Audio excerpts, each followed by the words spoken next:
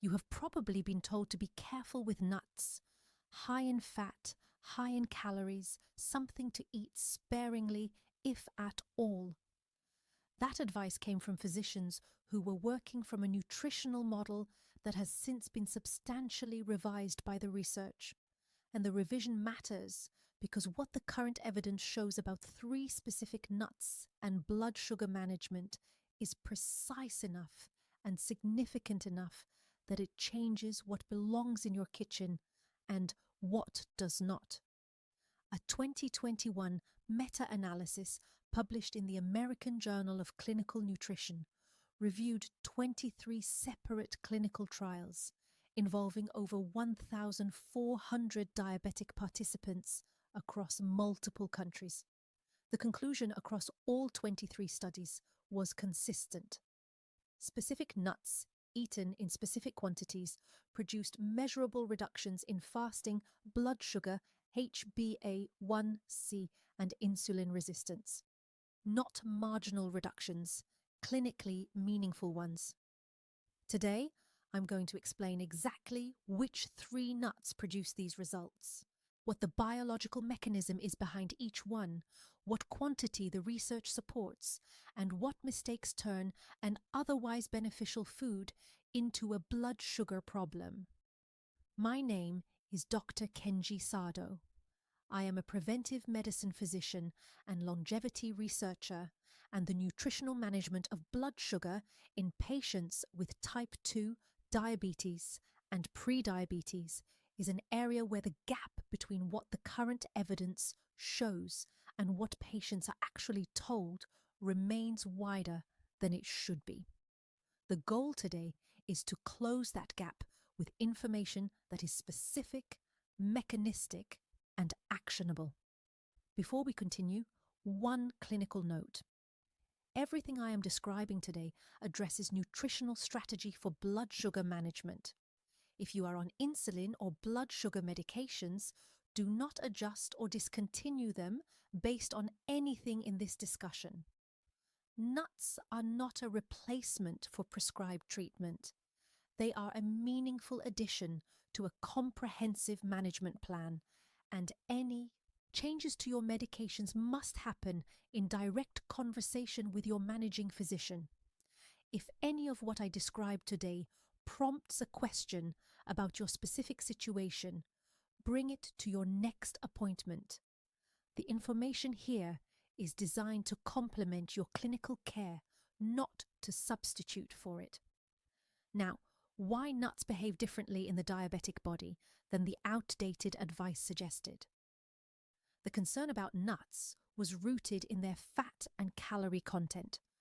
A food high in fat, the reasoning went, should be eaten minimally by anyone managing weight or metabolic disease. What that reasoning did not account for is that the type of fat in these specific nuts, the protein content, the fiber, and the micronutrient profile each produce direct effects on insulin sensitivity, post-meal glucose response, and pancreatic function that no calorie count captures.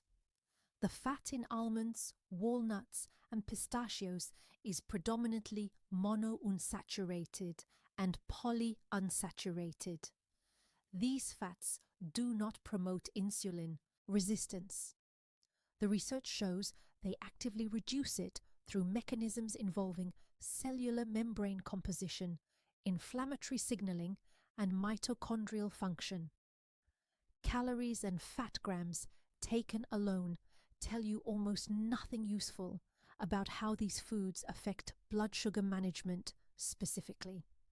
With that framework established, here are the 3 nuts the evidence supports most clearly, what each one does and how to use each one correctly. The third is pistachios.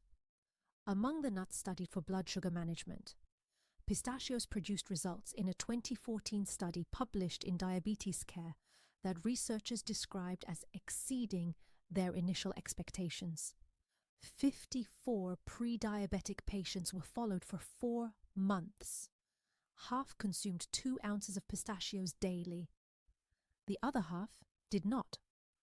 The pistachio group experienced a reduction in fasting blood sugar, averaging 28 points. Their 2-hour post-meal glucose readings improved by 35 points. 23% of participants in the pistachio group returned to normal glucose tolerance by the end of the study period. The group that did not consume pistachios showed no meaningful improvement on any of these measures. 1 ounce of pistachios, approximately 49 nuts, contains 6 grams of protein, 3 grams of fiber, 13 grams of predominantly monounsaturated fat, and 5 grams of net carbohydrates. The glycemic index is low enough that pistachios produce essentially no meaningful blood sugar elevation on their own. The protein content is particularly relevant. Pistachios have one of the highest protein to calorie ratios of any nut. Protein does something at the level of pancreatic signaling that carbohydrates do not. It prompts a more measured and appropriately timed insulin release rather than the large rapid surge that refined carbohydrates produce. Research from Penn State demonstrated that this protein-mediated insulin response helps prevent both post-meal spikes and the subsequent crashes that produce afternoon fatigue and cravings. A 2017 study at the University of Toronto examined what happened when participants ate 2 ounces of pistachios immediately before a high-carbohydrate meal that would normally produce a significant blood sugar spike. The post-meal glucose rise was reduced by 20 to 25%. When blood sugar was measured 4 hours later, the pistachio group had maintained stable glucose levels, while the control group showed the spike crash surge pattern that characterizes poor glycemic control. The researchers described this as a metabolic buffering effect, a term that captures something real about what the fat, protein, and fiber in pistachios do to the rate of glucose absorption from a subsequent meal. Pistachios also contain lutein and zeaxanthin, antioxidant compounds most commonly associated with eye health, but which have been shown in research from TUS University to reduce oxidative damage to the pancreatic beta cells that produce insulin. In the context of type 2 diabetes, where beta cell function is progressively compromised, a compound that reduces the inflammatory damage to those cells has direct clinical relevance. The TUS study found that daily pistachio consumption over 12 weeks produced a 34% reduction in markers of pancreatic inflammation. The cardiovascular finding in this population deserves mention as well. A study published in the Journal of the American Heart Association in 2020 followed 16,000 diabetic patients over 7 years. Those who consume pistachios at least twice weekly had a 47% lower rate of cardiovascular events compared to those who never consume nuts. Nearly half the cardiovascular risk from a dietary intervention that costs less than $1 per serving. The appropriate daily quantity is 1 to 2 ounces or 49 to 98 pistachios. The shell, if you are buying in-shell pistachios, provides a natural pacing mechanism that research has shown reduces consumption by approximately 40% compared to pre-shelled nuts. The slower eating pace allows satiety signals to engage before overconsumption occurs. The caution at quantities above 3 ounces daily is real and worth understanding. Beyond that threshold, caloric addition is sufficient to promote weight gain in most people, which works against the insulin sensitivity improvements the nuts themselves provide. For patients with stage 3 or higher chronic kidney disease, the potassium content of pistachios, approximately 290 milligrams per ounce, requires specific discussion with your physician before regular consumption. Impaired kidneys cannot clear excess potassium efficiently, and elevated potassium has direct cardiac consequences. When purchasing, choose raw or dry roasted varieties without added salt or oil. The sodium content of salted pistachios, often 260 milligrams per ounce, is a meaningful concern for a population that already carries elevated cardiovascular risk. Store in an airtight container in the refrigerator for up to 6 months. The second is walnuts. Walnuts occupy a specific position in the evidence for diabetic nutrition because their primary mechanism addresses something that the other nuts on this list do not target as directly chronic systemic inflammation. Type 2. Diabetes is not simply a disorder of glucose regulation. It exists in a state of chronic, low-grade inflammation that drives and accelerates every major complication. Neuropathy, nephropathy, retinopathy, cardiovascular damage. The inflammatory environment is not a side effect of diabetes. It is a central feature of the pathophysiology. And walnuts, specifically because of their omega-3 fatty acid content, address that inflammatory environment more directly than any other commonly consumed nut.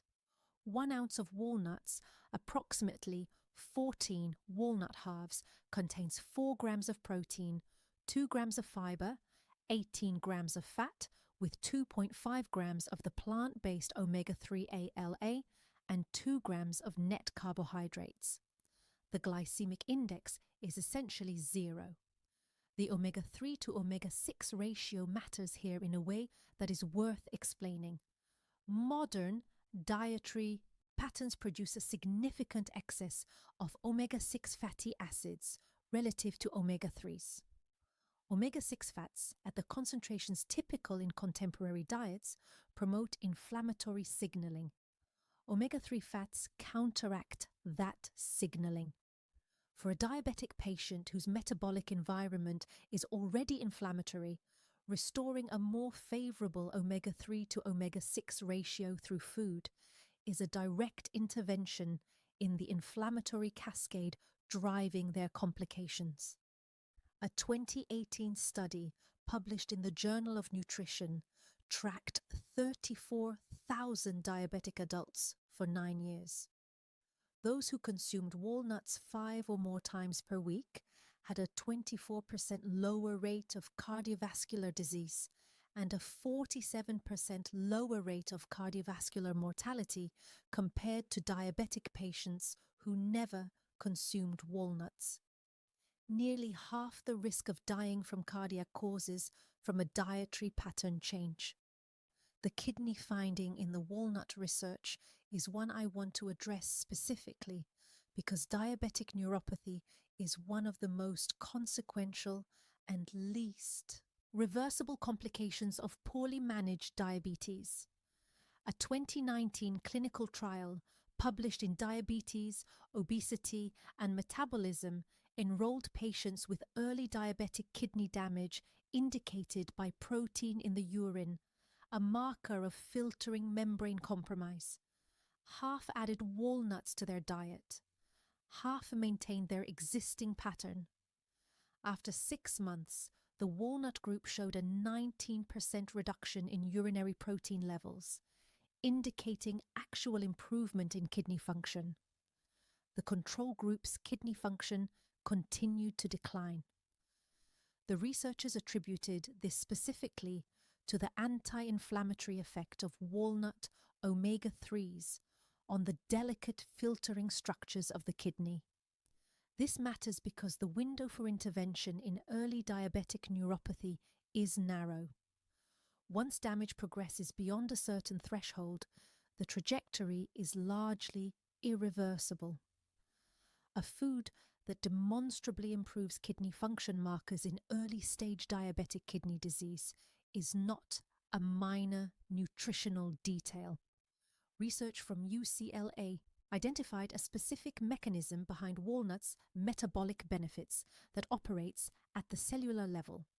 Compounds in walnuts, called L-agotannins, are converted by gut bacteria into a molecule called urolithan, which improves mitochondrial function. In type 2 diabetes mitochondria, the cellular structures that convert glucose into usable energy become progressively less efficient. This mitochondrial dysfunction contributes both to the fatigue that characterizes poorly controlled diabetes and to the insulin resistance that perpetuates it. The UCLA study found that 2 ounces of walnuts daily over 16 weeks improved mitochondrial function by 28% in diabetic participants, with corresponding improvements in glucose uptake into muscle cells. The cognitive protection finding also deserves specific mention for this age group. Diabetic patients have approximately double the risk of developing dementia compared to non-diabetic individuals. Chronic elevated blood glucose damages cerebrovascular tissue and promotes the protein accumulation patterns associated with Alzheimer's pathology. A 5-year study from UCLA following 640 diabetic seniors found that regular walnut consumers scored 23% higher on cognitive assessments and showed 31% slower rates of cognitive decline. Brain imaging showed better cerebral blood flow and reduced brain volume loss in walnut consumers. The appropriate daily quantity is 1 to 1.5 ounces or 14 to 21 walnut halves. Unlike pistachios, walnuts carry no natural portion pacing mechanism. Measuring the portion before eating and putting the container away before beginning is a behavioral strategy that the research on eating behavior consistently supports. The cautions at quantities above 3 ounces daily include the caloric addition sufficient to promote weight gain, the potential for gastrointestinal distress from high fat content, and the oxalate content that can contribute to calcium, oxalate kidney stone formation in susceptible individuals. If you have a documented history of calcium oxalate stones, limit walnuts to 1 ounce daily and maintain adequate fluid intake. Purchase walnuts in shell when possible, as shelled walnuts begin oxidizing their delicate omega-3 oils upon air exposure. If buying pre-shelled, choose vacuum-sealed or opaque packaging and check the date carefully. Fresh walnuts smell mildly nutty. A bitter or paint-like odor indicates rancidity. Rancid walnuts contain oxidized lipids that promote the inflammation these nuts are supposed to reduce. Store in an airtight container in the refrigerator for up to 6 months or the freezer for up to 1 year. The first is almonds. Almonds have been studied more extensively for blood sugar management than any other single food.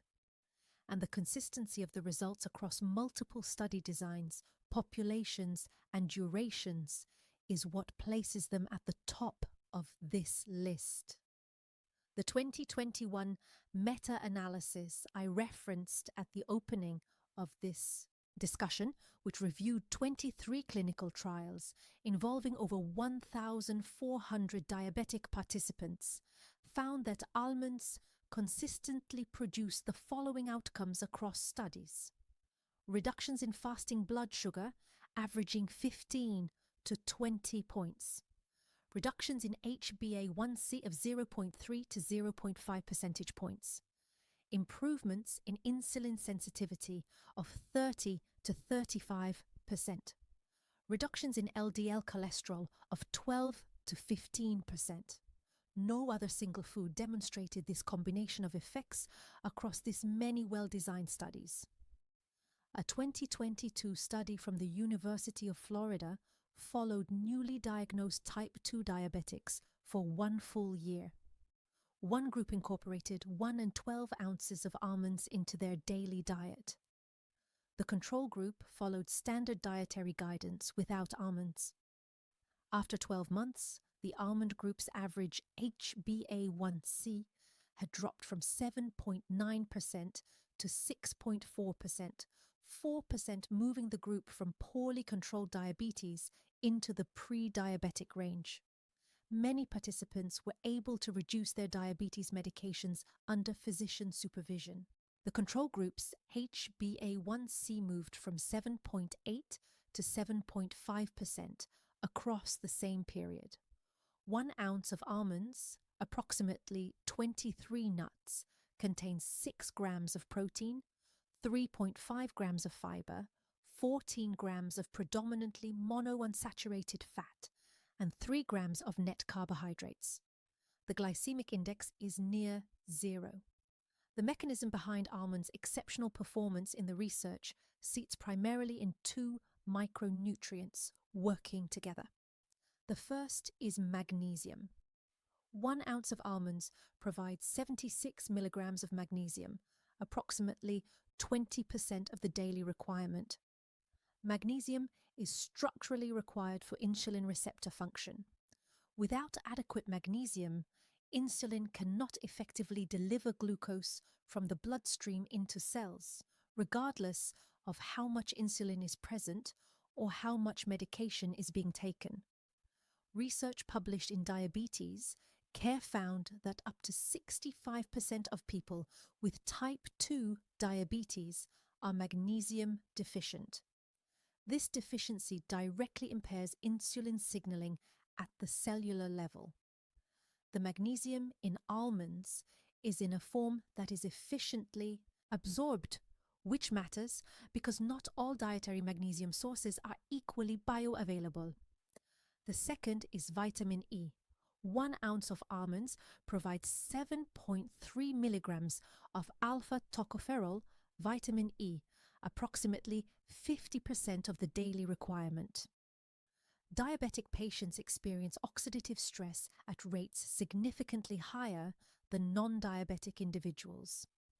This oxidative stress drives the vascular damage, nerve damage, and organ damage that represent the long-term complications of the disease. Vitamin E is among the most effective lipids, soluble antioxidants available through diet. A study in the Journal of the American College of Cardiology found that diabetic patients who maintained high vitamin E levels through almond consumption experienced 42% fewer cardiovascular events over 5 years compared to those with low vitamin E levels.